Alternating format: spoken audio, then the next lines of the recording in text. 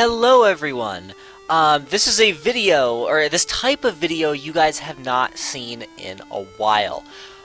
This is a draft analysis for an all new, at least new to me, league. So basically, to get you guys caught up on what's been happening, I have not done a league video since July. Just because I wanted to prep myself for college. I have an entire semester of college under my belt now, and I think I can start at least attempting to upload league videos weekly.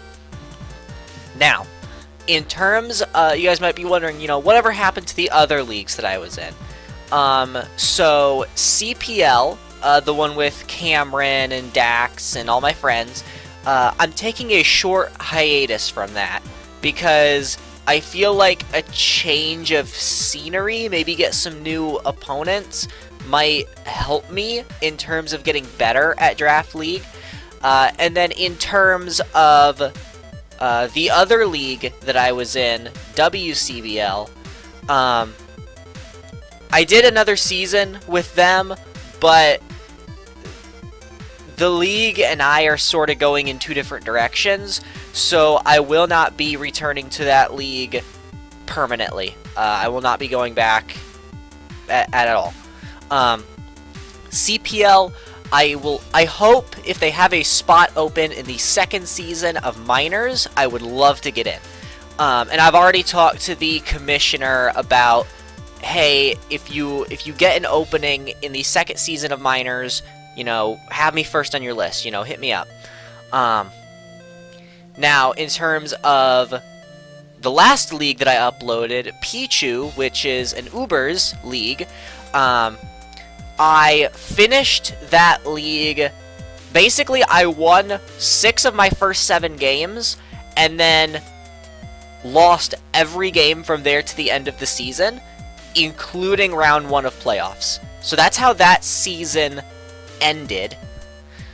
And I have taken a break. They've already gone through season 2. They're doing season 3. They're about to start season 3, which I'm going to wait until summer when I know I'm going to have time for it in order to put my maximum effort into it, because that's what I didn't have last time. I didn't have maximum effort into that league last time.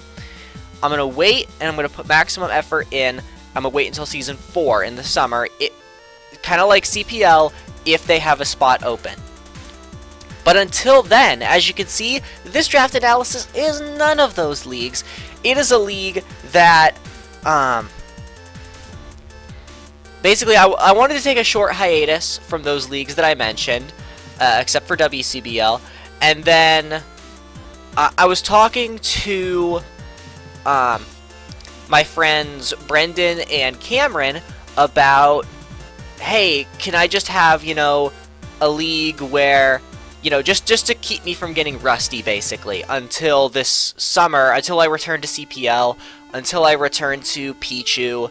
Can I just have a small league to keep me from getting rusty?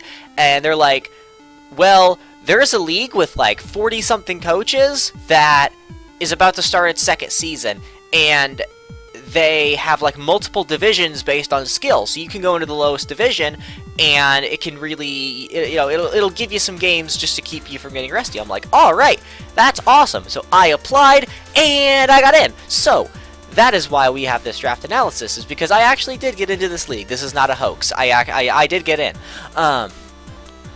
So this is their second season. I am in the 3rd division, which skill-wise is the lowest, but that's just because it's my first season. I don't actually know how well I stack up to these guys skill-wise. The only 2 people I know who, I know I can make a guess for how good they are, is Ishan, who ended up joining this league with me. He's a really close friend. He's awesome. And Shadow. Shadow's another really close friend. So I'm going to be playing some people who I'm a little familiar with. But for the most part, this is an entirely new scene. So, in terms of the draft... Oh, wait, before I get into the draft. I don't know if in Pichu Season 1 I had this or not, but I ended up rebranding to Purdue from Dallas. So, Purdue is a lot more closer to home, and Purdue's doing really well right now in terms of NCAA basketball. So Purdue is awesome. Yay, Purdue. So yeah, and I came up with the really cool idea, Boilermakers, mold breakers. It makes sense in Pokemon terms. And the logo is really cool. For those of you guys who know Chew, he ended up, like, he willingly did the logo for me. So shout out to him for being awesome at GFX and doing it for absolutely free. And yeah, so this is the PTL Season 2 D3 Draft Analysis of myself, Pure Awesome, and the Purdue Mold Breakers. So, now going into the draft, for the first, like, I looked at the doc, alright? And, you know, people in my front office, they were asking me, you know, what price values are we looking at? Because this is a points league. You know, what price values are we looking at? And I started listing some off, and they're like, dude, everything in this league is super overpriced, dude. Now, granted, we have a stupid amount of points. We have like 130. But they were saying, like, oh, everything is overpriced for a typical points league. So I told them, okay. I started listing off some, and I said, stop me when I get to a mon that you think is underpriced. And so I started going, and they let me know. That was the one mon that they thought was underpriced. I'm like, alright, I'm building an entire team around this one mon. However, that mon is not worthy of a round 1 pick. So, I drafted 13th out of 16th. Yet another draft where we were in the back quarter of the draft. Yet another one. I believe that's 6 for 8 now. No, wait, 7 for 9. 7 out of 9 drafts I have drafted in the back quarter of the draft. So I'm real familiar with this position, right? Basically, I knew what mon I wanted. I knew the underpriced mon. I knew what I wanted. However, it was not worthy of a round 1 pick. I did not think so. So I decided I'm going to take the best mon available, whether it fits with this singular mon that I want or not. Because even if they compound weaknesses, I can patch those weaknesses later. So I'm just going to take the best mon available that I have not used before. That's a big thing. I want to use mons that I have not used before. So, surprisingly, a top 5 Pokemon in draft format ended up sliding all the way to 13th for me just to scoop up in my smallish hands. And that mon is Kyurem Black. Kyurem Black is awesome. Like I said, this is a top 5 draft mon. 170 base attack is nothing to laugh at. It's one of the highest attack stats in the game. Granted, I understand, it doesn't get a physical ice move outside of Freeze Shock.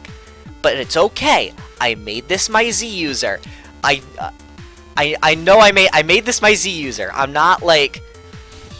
I'm not kidding around, alright? This thing is guaranteed a Z user. But yeah, it can run physical. You know, even though that 170 base attack jumps out, 120 special attack is not bad too. And it's a lot bulkier than people think. Granted, it's an ice type, so it's weak to everything on the face of the earth. But it has a really nice offensive presence, and I really like it. I've always wanted to use it because I've been, in the past, a lot of my offense has come in terms of setup. I love setup threats because I like the mind games of figuring out when I can set up and what I need to kill to get myself set up. Kyurem, I don't have to worry about that. Kyurem doesn't really set up anything unless I want to use Hone Claws. I believe it gets Hone Claws. But outside of that, I don't have to worry about setting up. I can just send this thing in, and it does stuff. I don't have to time dragon dances. I don't have to time nasty plots. I can just send this in, and it does things right away. It does things right away. The only problematic thing is it's its speed. I don't like its speed. That's part of the reason I've never drafted Zygarde 50%. I don't like its speed.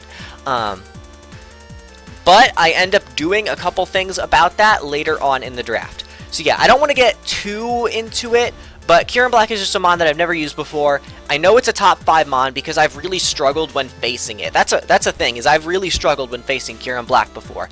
But now, I don't have to face Kieran Black because I own Kieran Black. I own it. He's my pet dragon. So, on to the next mon. Again, the mon that I wanted to pick up, I decided at this point there were 2 other mons that complemented the underpriced mon perfectly. But none of those 3 were worthy of a round 2 pick. I didn't think so. I didn't think they were worthy of a round 2 pick. So I'm like, alright, let me take something I can pair with Kieran Black. And is also going to help out that 3-mon core that I want later on in the draft. So what I ended up picking is Tapu Fini. Tapu Fini I have used 1 time before. I've used it in the Ubers League, and it did really well for me in the Ubers League. It provided a lot of problems for my opponents, and I feel like I used it particularly well. And that was in Ubers League. Imagine what I can do with it in regular League. Tapu Fini is stupid defensive.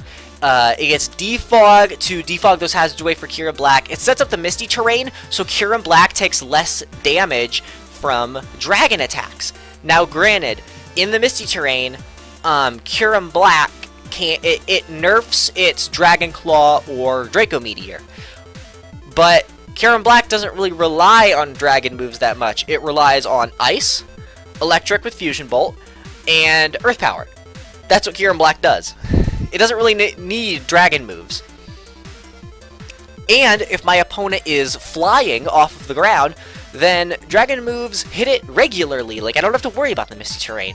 So, yeah, so it helps incoming dragon moves for Kira. And I think I can work around the Misty Terrain with Kira. And another thing is that Misty Terrain is not going to be up all the time. So, Kieran Black is just going to be able to just come in and... Kieran Black's biggest weakness I found is, like, steel and fighting. Tapu Fini takes steel neutrally, and it resists fighting. So that's awesome. Tapu Fini covers a lot of Kieran Black's weaknesses, and yeah, it's a defogger. It gets some other cool stuff too that I'm not going to mention, but it gets some other really cool stuff too. So next, now I'm thinking, okay, rounds 3 to 5. This is when I want to take that 3-mon core. So I went to my front office, and I'm like, okay, of this 3-mon core that I really want, that I think works well with Kieran Black and Tapu Fini, which mon do I take first? And they unanimously agreed on which one I take first. So the first one I ended up taking was Bubble Buddy. Bubble Buddy, Mr. Reuniclus. Reuniclus is awesome, exactly like Kieran Black and exactly like Tapu Fini. Reuniclus is awesome. This thing is stupid bulky, just like Tapu Fini. It has natural bulk, it gets regenerator, so I can throw this thing in and pull it right back out and gain a bunch of health back. It also gets cool stuff, it also gets other cool abilities too. One of the biggest things that I've never had a problem with facing Reuniclus is because I've just been able to Toxic it, and all of its little setup shenanigans are stopped because it just gets Toxic or it gets Thunder Waved or whatever. That's not a problem with Tapu Fini's because Tapu Fini sets up the Misty Terrain and boom, no Toxic. So, yeah, like the biggest way I've been able to defeat Reuniclus when I've had to face it in the past, gone. I don't have to worry about that. Yeah, and Reuniclus is awesome. Like, the special attack is just stupid on this thing, and it does have a low speed, I will admit, but I do end up patching that later in the draft. But Reuniclus is another fighting resist for Kieran Black, and it's just a really powerful psychic type, and I took it. I think I did end up sniping someone with this pick, which I was really happy about because I knew I really wanted this mon, and I'm glad I took it really early. But Reuniclus is just one of the 3-mon core that I really want. The next one that I wanted, which everyone agreed unanimously that I should take after Reuniclus, was Crocodile. Crocodile, again, is awesome. Crocodile has 2 awesome abilities, being Intimidate and Moxie. You don't know whether it's going to be Intimidate and just keep you from hitting it physically by lowering your attack, or if it's going to be Moxie and it just ends up straight up sweeping you. You never really know. Crocodile does have that fighting weakness that I have Finny and Reuniclus to patch up.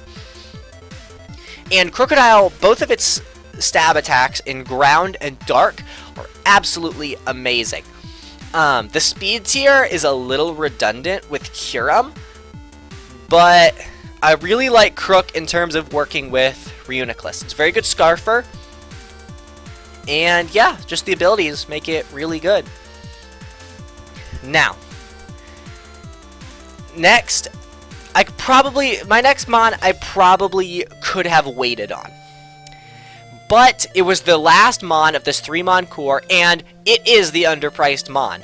You know, Reuniclus, Crocodile, Tapu Fini, Curum Black, they are all, you know, I drafted them thinking of this mon.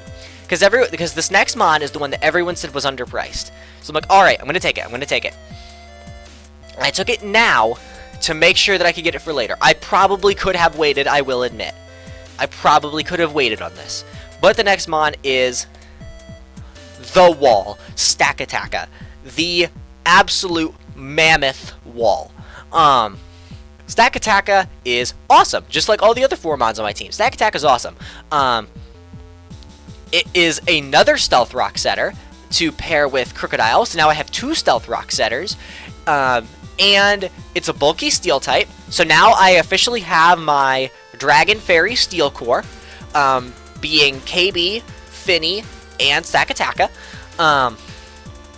Stakataka has really nice synergy with Reuniclus, being that they both can support each other with, like, I don't know, low speed shenanigans. It's the strongest gyro ball in the game. And I really like that, because a lot of the steel types that I've drafted in the past, like Klefki and Heatran, they've never really been able to use steel type attacks very well, just because they'd either rather sit hazards in Klefki's case, or they'd rather use fire type moves, which do a lot more damage to a lot more things in Heatran's case. But yeah, Stakataka, like, you send it in and you click gyro ball and something takes a huge amount of damage. And at 10 points, like I said, everyone in my front office thought that this was underpriced. Everyone. There was not one person who said, oh yeah, 10 points is about right now. Everyone said it's like a 12 to 13 point mon, possibly 14. And the guy who had it in CPL, like, he went like 14 and 2 with this thing, or did he go 11 and 2 with this thing? Like, this thing was a monster in CPL. Like, this thing was a kill leader. You cannot sleep on the wall. You cannot sleep on the wall. This wall. Yeah, don't sleep on the wall. And so for the next pick, you know, I look across the team. I have a fighting weakness. I know I see that. I have 2 mons that resist it, 3 mons that take it super effectively. I need something better to resist fighting, and probably something just overall bulky. And one thing that I saw was that, oh, Crocodile has Intimidate. Wouldn't an Intimidate core be really, really nice? Because fighting types are most of the time physical, unless you run, like, Aura Sphere, which I believe, like, 10 mons actually, 10 out of, like, 700 mons actually have. So, I picked up this next mon thinking, oh, I can form an Intimidate core, I can intimidate those ground types that threaten Stakataka, I can intimidate those fighting types that pressure Crook and KB and Stakataka. And this next pick I also believe was kind of a reach, but I needed to make sure I got this next mon because of how vital it was to the team composition, and that is Hitmontop. I picked up Hitmontop. One, it's a rapid spinner, so Tapu Fini doesn't have to run Defog every week. That's something I'm super happy about. Fini does not have to run Defog every week. Second, Crocodile and Stakataka are my rock setters. They are not exactly very good at resetting rocks. They get rocks up once, but it's kind of hard for them to set rocks up again. So Hitmontop is a rapid spinner to make sure that I don't defog my own rocks away. Hitmontop does have Intimidate to form that nice Intimidate core with Crocodile. It's a fighting type, and which I needed at this point. to finish out my Psychic, Dark, Fighting core. And Hitmontop, again, just like Finny and Reuniclus and Stakataka, it's stupidly bulky. You don't realize how bulky this thing is until you have to face it. Intimidate plus 110 base SpDef is really good. Like, you can give this thing max HP, and that's all the bulk you need.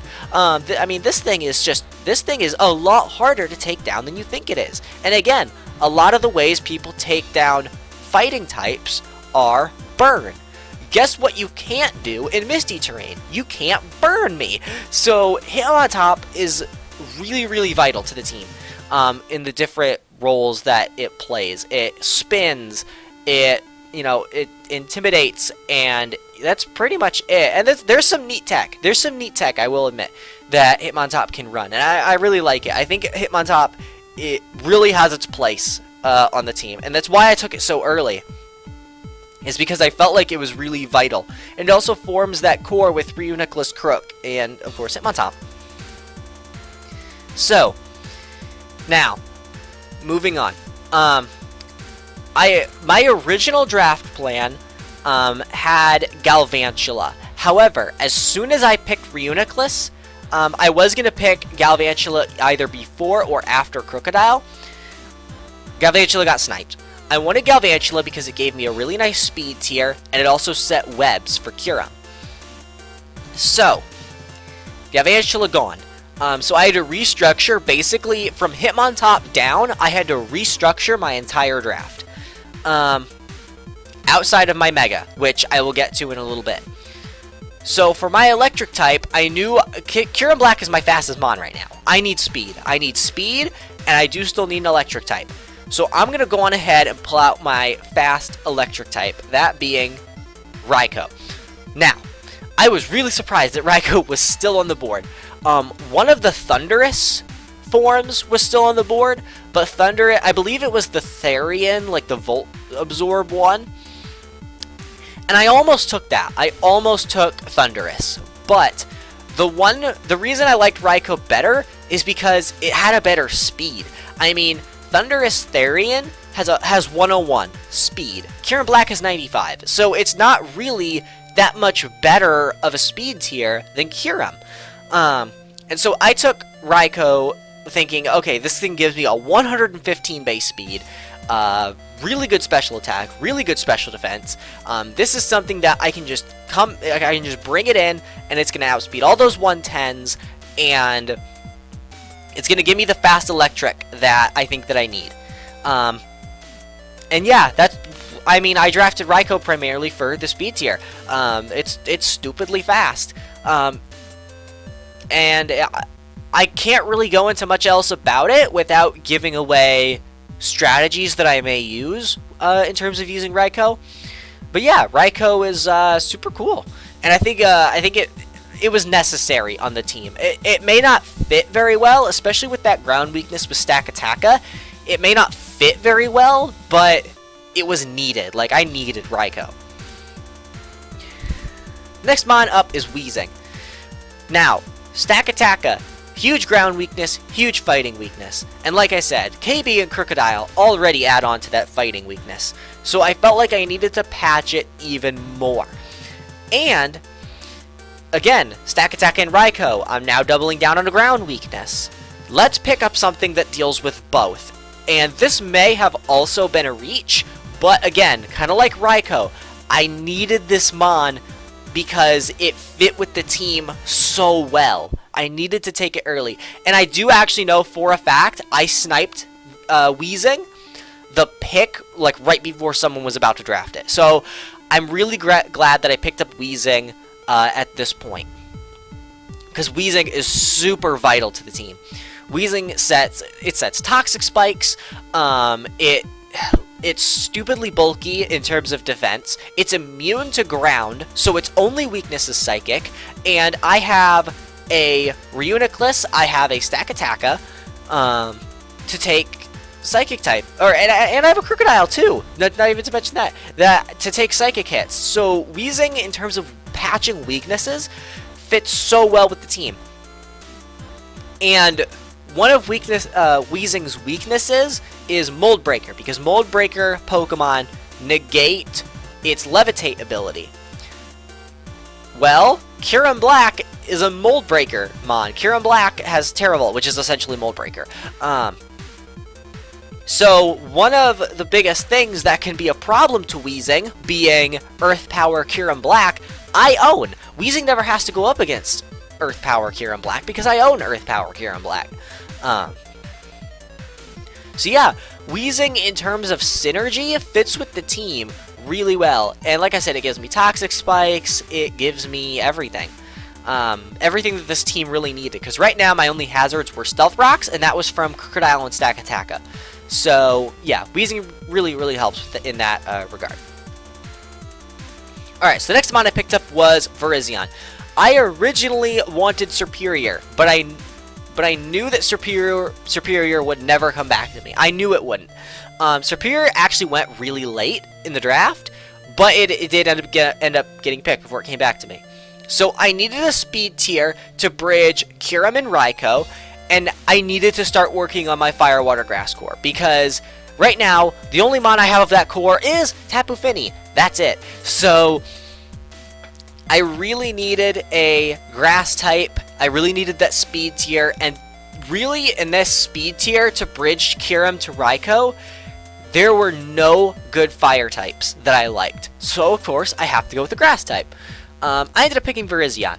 Now, Virizion does double down on Hitmontop's weaknesses, that being to Flying and Psychic and Fairy. The thing is that I feel like my team deals with those really well. Weezing, Tapu Fini, Stakataka deal with Fairy, Stakataka again, and Kyurem and Raikou deal with Flying, and then, like I said, I already said what patch is Psychic. So I felt comfortable taking Virizion at this spot. And again, kind of like Raikou, Virizion was to help establish the core and give me a speed tier. Because if you look across my team right now, I have a lot of, or at least I have some decent physical bulk, being Stakataka, Kyurem, Crocodile, and Hitmontop. I call them physical bulk just because they have Intimidate. So I felt like outside of Raikou, I didn't really have a ton of special bulk. So Virizion is a monster at that 130 or 129, close enough, base special defense.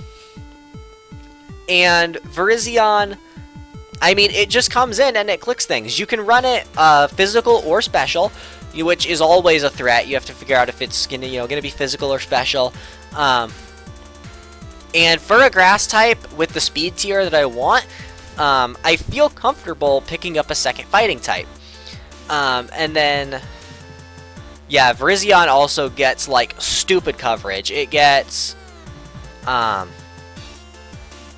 actually forget what it gets, but it's really good offensively, as well as being, like, having natural special defense bulk. So, yeah.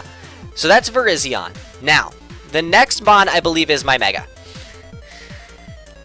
So, when I picked Stakataka, I'm like, alright, let me look at the Megas that are left, because I knew I still needed a Mega, and I knew I wanted a Mega. You know, we had the choice on whether we wanted to draft a Mega or not, but you pretty much always want to have a Mega, just because Megas are so good. You always want to have one, even if you're not going to bring it to every game. You at least want to have one, just because Megas always force prep, no matter what Mega it is. Even if it's Mega Audino, it forces so much prep. So, I knew that I wanted a speed tier, and I knew that, that fighting weak, people are going to look at my team, and they're going to see that fighting weakness. Even though I have Weezing, and Hitmontop, and Reuniclus, and Tapu Fini to help with that, people are still going to look at my team, and they're still going to see a fighting weakness. I want to push them away even more from bringing their fighting type. And then also, right now, Raikou is my fastest mon, and I have 2 Pokemon over base speed 100, and that's Virizion and Raikou. So, I needed a really fast mon, I needed it to check flying types, and overall I felt like I needed a Mega. What mon has all those in common? Mega Pidgeot. Mega Pidgeot is super cool. Super awesome. You know why? Because it has the ability No Guard. No Guard means that all of its moves hit without checking accuracy or anything. So, it also has a monster special attack stat. So Hurricane, 100% accurate from this thing, is going to hit like an absolute truck. Heat Wave, which is its big coverage move, Heat Wave is only 90% accurate. People have missed Heat Waves before. Not anymore. Mega Pidgeot does not miss Heat Wave because of No Guard. Mega Pidgeot, it's also a pivot. It's a pivot with Raikou in order to get myself into Kyurem or into Stakataka or into Reuniclus. And it is now the fastest mon on my team with that monster 121 base speed, or is it 122? I don't know. It's either that or Tornadus T is 121 or 122. But Mega Pidgeot is just an absolute beast. You always have to prep for this thing, because it just comes in and it clicks Hurricane, and if you are not ready, it will claim your team. It will dive from the skies and it will eat your little Pokemon. So at this point, I knew what fire type I wanted. And as you look at my team, I only have 10 points left. I knew exactly what fire type I wanted. It was exactly 10 points. It was perfect. My entire draft had fallen into place. I would get the perfect fire type to round out my fire, water, grass core. It was another stealth rock setter to go with Crook and Stakataka. It gave me a ghost. It would have given me a ghost type. But sadly, boom, snipe. Alolan Marowak is gone. I cannot draft Alolan Marowak. Somebody sniped it from me. And the more I looked at my team, the more I thought, wow, Alolan Marowak would have just absolutely decimated people. It fit so well with this team. So I ended up having to go with a budget fire type, because there wasn't another fire type that set Stealth Rocks. And as you can see, Crocodile and Stakataka are my only Stealth Rock setters. I really needed a third Stealth Rock setter. And more importantly than all, I needed a Stealth Rock setter that maybe necessarily didn't have a good offensive presence, but at least could set Stealth Rocks repeatedly. It was bulky enough to set rocks repeatedly. So I ended up having to split my last 10 points between those two mons. So what I ended up picking up as my budget fire type was really the only budget fire type left, and that was Magmortar.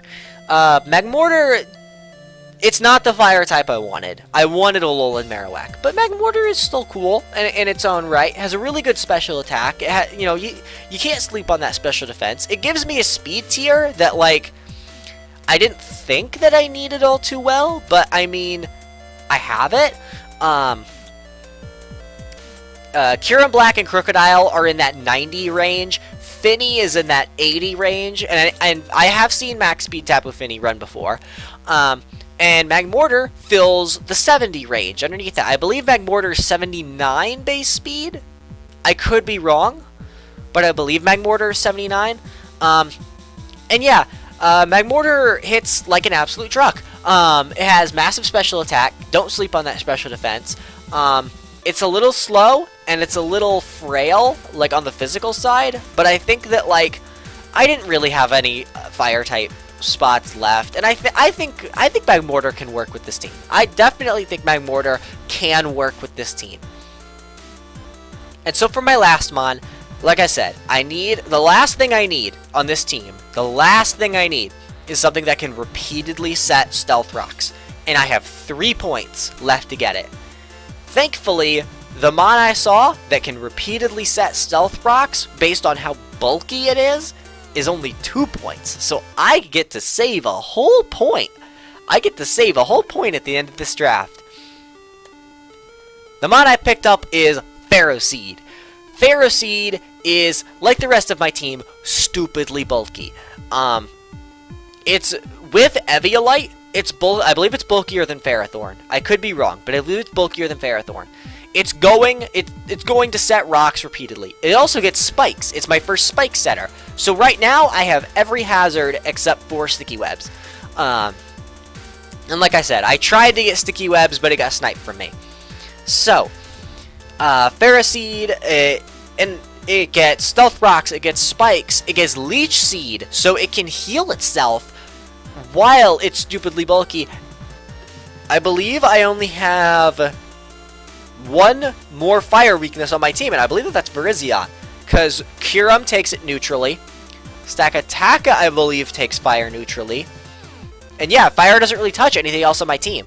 So I feel like I have a decent amount of switch-ins for fire, especially since, you know, Crocodile is a ground type to scare them out, Tapu Fini is a water type to scare them out, Stakataka is a rock type to scare them out. Fire types do not want to mess with my team, which helps Ferroseed even more. Ferroseed can just repeatedly set hazards, it can sit there, it can Leech Seed, and it will not move. Also, its sprite is really cool in-game because it's the only sprite where it doesn't move. Like, usually all the Pokemon are, like, bouncing around or doing stuff like that. No, Ferroseed just sits there. It doesn't move. It is the definition of focused. Ferroseed is primed and ready for anything. So, that is going to be it for this draft analysis. I'm going to try to get games uploaded weekly. I very easily could fall behind, so don't get your hopes up on videos coming out every single week. I'm gonna try, but obviously college exists, so, you know, college comes first. So I'm gonna get, you know, I'm gonna do everything for school done first. Then if I have time, I'm gonna do my uploads. So I'm gonna try to upload, but don't be surprised if 1 week it just doesn't end up, because I may or may not have like 3 tests that week. It just depends. So, anyways, that's gonna be it. Hopefully I can get all the uploads up on time, but don't be surprised if I don't. That being said, thank you guys so much for watching, and I will see you guys in the next video.